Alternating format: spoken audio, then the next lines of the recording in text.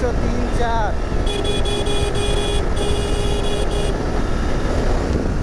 7। তো চলুন মোনোটোনে একটা টান দেওয়া যাক। হালেক পিছনে পিলন নিয়ে একটা টান দেওয়া যাক। 4 গিয়ারে 6000 টোটালে 82।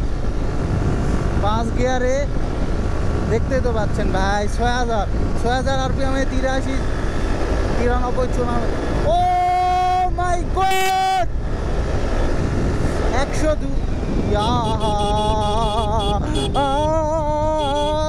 মাঝখানে ক্যারে ভাই তুই, মানে কি বলবো আর।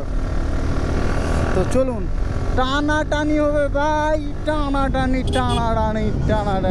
দেখে শুনে একটু, মানে শখের বসে আবার অঘটন ঘটে না যায়। তো এই সময় রাস্তাতে একটু জ্যাম থাকে, এভাবে টানা ঠিক না, আমাকে দেখে শুনে টানতে হবে। দেখেন 6000 আরপিএম, 7000, 94, 103, 4,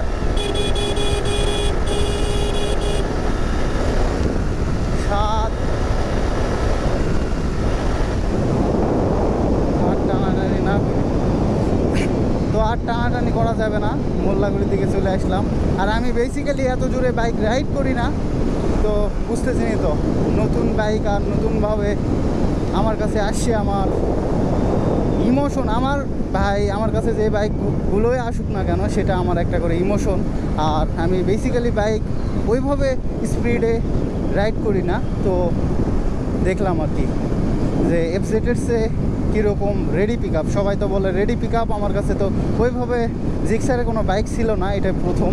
তো দেখলাম ভাই ওয়াও জাস্ট ওয়াও টান ভাই, অস্থির লেভেলের ওয়াও টান হিসাবে। ওয়াও টান বলে যে সবসময় এইভাবে বাইক রাইড করব, এটা বড় বিষয় না, জাস্ট একটু টানাটানি করলাম। তো এভাবে আপনারা কেউ বাইক রাইড করবেন না, বাট এত স্পিডে বাইক টানাটানি করবেন না, আপনাদের প্রতি আমার একটা বিশেষভাবে এটা চাওয়া। তো বাসার দিকে চলে আসলাম। তো এটা ব্লগ না, জাস্ট একটা ভিডিও শেয়ার করলাম আপনাদের সাথে। তো টাটা।